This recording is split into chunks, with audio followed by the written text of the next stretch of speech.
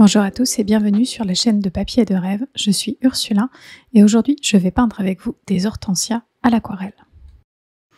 Alors les hortensias, c'est un sujet que j'ai peint pas mal ces derniers temps.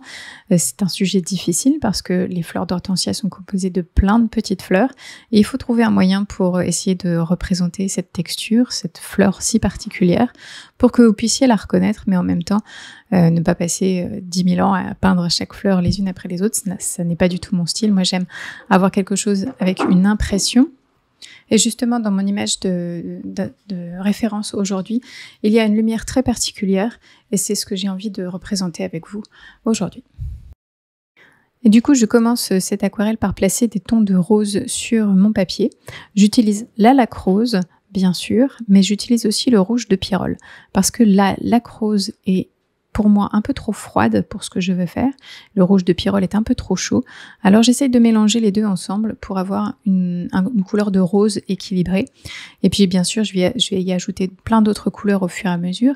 J'ai aussi ajouté un petit peu d'indigo pour avoir une couleur un peu plus violacée.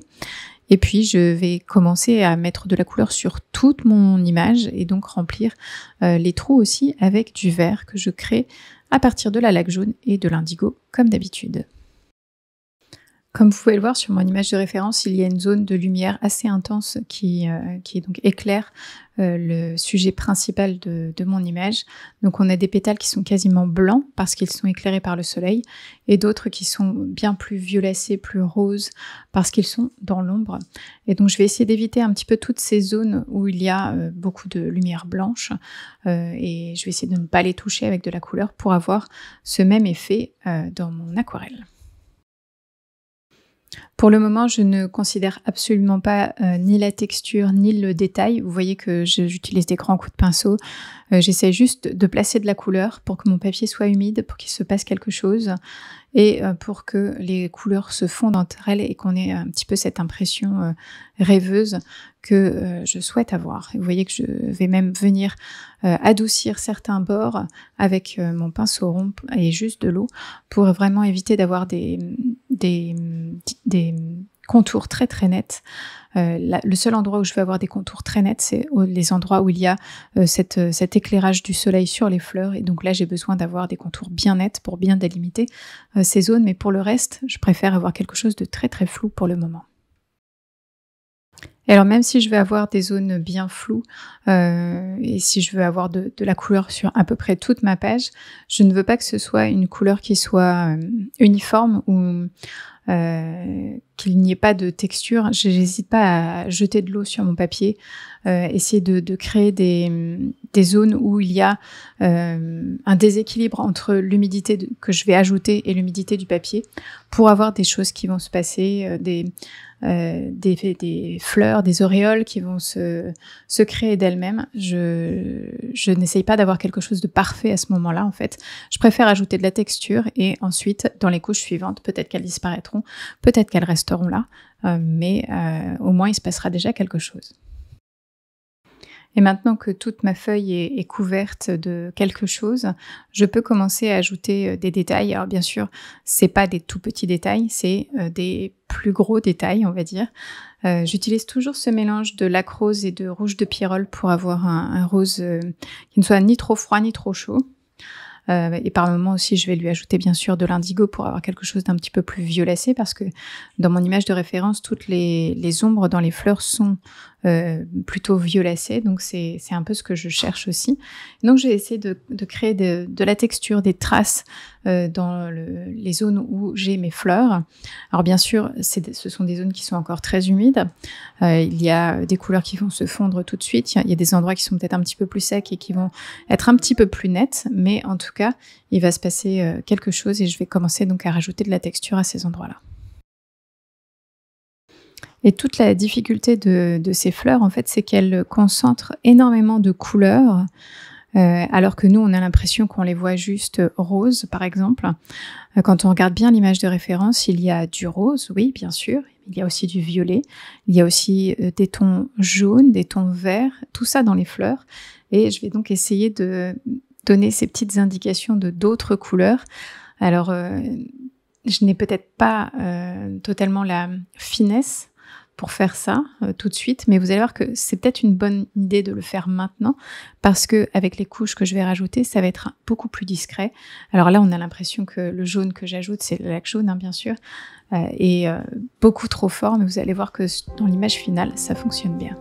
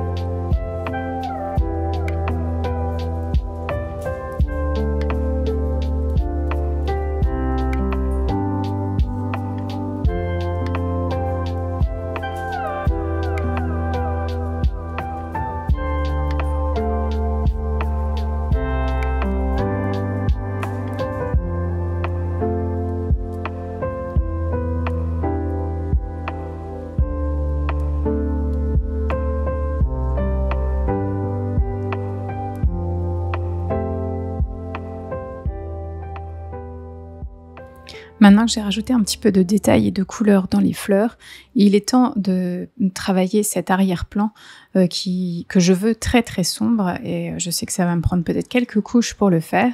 Et donc je commence cet arrière-plan avec principalement de l'indigo, parce que c'est un bleu qui est un petit peu éteint et qui fonctionne plutôt bien, et par moment je vais ajouter des inclusions de vert, donc un mélange d'indigo et de lac jaune, pour obtenir cet effet de feuilles très foncées qui se font dans l'arrière-plan. Alors ici, j'essaye d'avoir beaucoup de pigments sur mon pinceau et pas forcément beaucoup d'eau.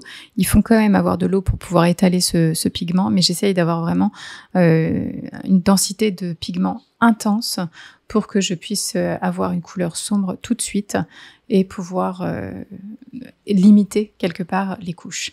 Et pour une fois, j'ai pensé à faire ces inclusions de couleurs un peu plus claires pour le feuillage, et c'est, je pense, exactement le bon moment pour faire ça, parce que du coup, les couleurs se fondent les unes dans les autres et on a un petit effet de flou qui se crée, comme si c'était un peu en arrière-plan, et ça fonctionne très très bien. Et entre ma première couche où j'ai mis de la couleur sur toute la feuille et cette couche actuelle, je n'ai pas attendu. Alors bien sûr, on est en été, les couleurs sèchent super vite.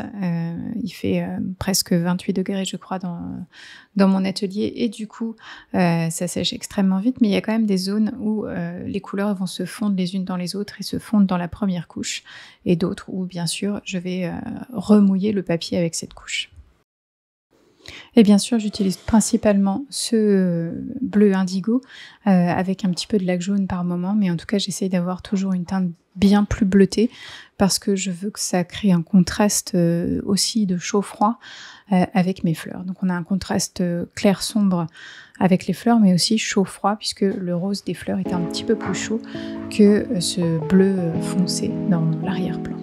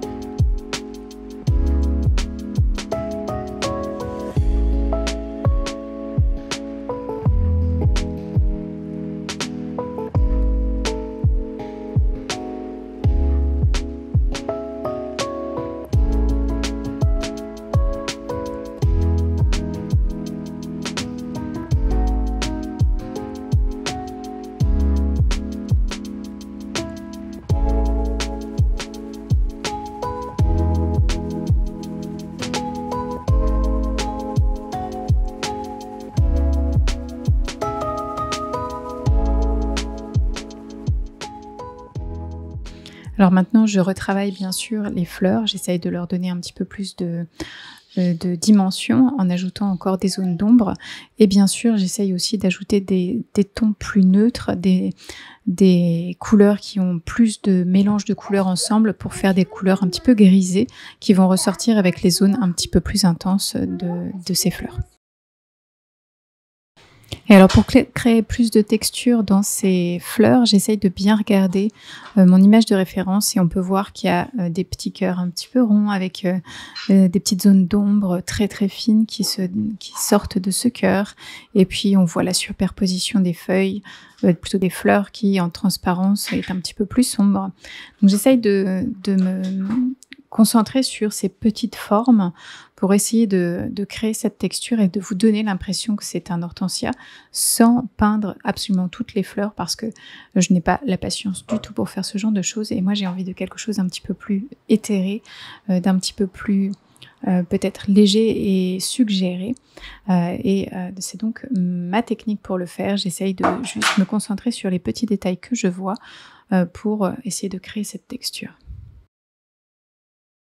Et maintenant que j'ai un peu tous les éléments en place, qu'on voit les fleurs, il y a du détail sur les fleurs, on voit l'arrière-plan, on voit un peu ce qui se passe dans l'arrière-plan avec ces quelques feuilles qui apparaissent, j'ai besoin de créer un petit peu plus de waouh dans cette image, donc de contraste. J'ai besoin d'avoir des couleurs beaucoup plus sombres pour mettre en avant justement cette jolie lumière très douce qui se fait se détacher les pétales très très blancs.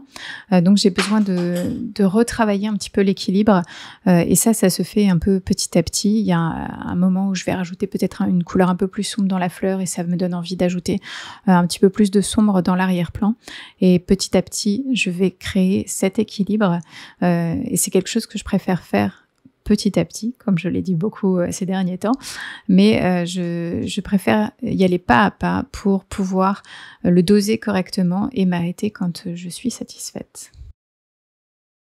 Et avant de rajouter un peu plus de sombre dans cet arrière-plan, je me suis dit que je n'avais peut-être pas forcément très envie qu'il soit encore plus bleuté, cet arrière-plan. J'avais envie d'une teinte un tout petit peu plus neutre.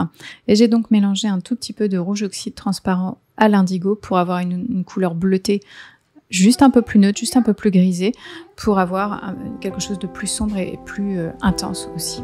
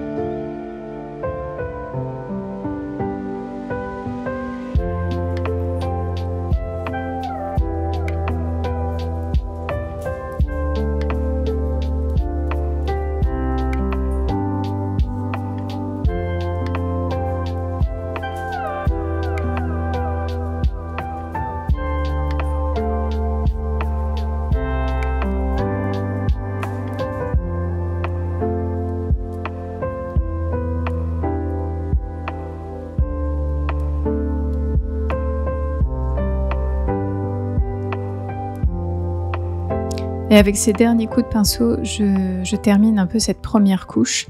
Il y a beaucoup de choses qui se passent, qui me plaisent beaucoup. Il y a ce fouillis qu'on retrouve chez les hortensias qui fonctionnent pas mal, mais il y a aussi d'autres endroits qui ne sont pas suffisamment floutés, qui ne sont pas suffisamment intégrés au reste de l'image. Je pense notamment au coin en haut à droite, où la fleur qui est censée être en arrière-plan ressort un petit peu trop, mais vous allez voir que après avoir laissé sécher toute cette couche-là, je vais retravailler cette zone et on va essayer de l'atténuer un petit peu pour faire en sorte que cette fleur éclairée par le soleil ressorte plus comme mon sujet principal.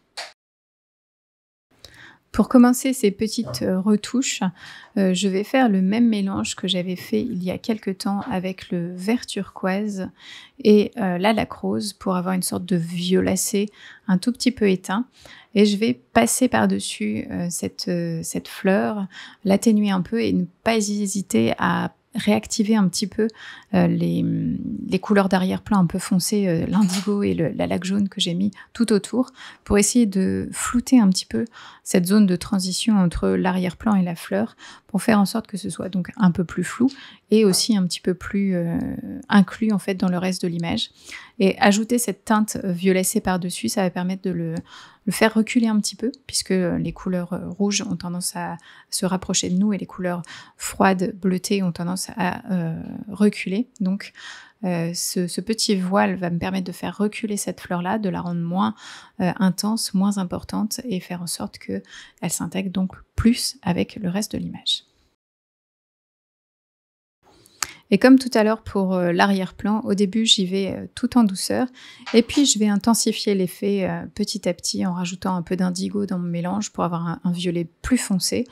Et de cette manière-là, en fait, je floute vraiment la zone de transition entre les deux, en fait, entre l'arrière-plan et la fleur, et je fais en sorte que il y ait quelque chose qui se passe de plus doux et de plus inclus dans cette zone.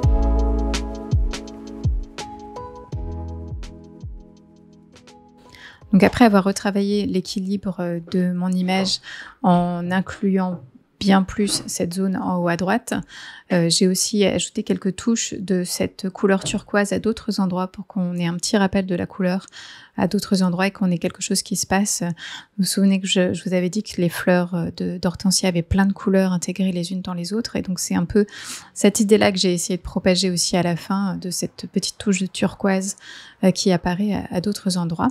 Et vous voyez que je suis en train d'ajouter des détails avec mes crayons aquarellables. Donc je mouille la pointe avant de dessiner sur le papier pour avoir une couleur bien intense. Et ça me permet de créer quelques rainures dans les feuilles, quelques textures en arrière-plan, mais aussi de définir un petit peu plus les fleurs en traçant un petit peu ce cœur dans les petites fleurs d'hortensia, en traçant quelques lignes de contour de pétales et donc en ajoutant quelques petits détails qui vont faire ressortir la fleur. Et au final, cette image, c'est un concentré de contraste. On a les pétales éclairés par le soleil, très très blancs, contre un fond très sombre, fait avec l'indigo et le rouge oxyde transparent et la laque jaune. Donc là, on a le premier contraste. On a aussi des couleurs très froides, à côté de couleurs bien plus chaudes. Et on a aussi des gros coups de pinceau très flous à certains endroits et des coups de pinceau un peu plus définis, un peu plus nets à d'autres endroits. On a des grosses zones de couleurs et puis des tout petits détails. Et en fait, c'est tous ces contrastes assemblés les uns à côté des autres qui vont faire en sorte que on a cette impression de fleurs d'hortensia, que l'image est intéressante.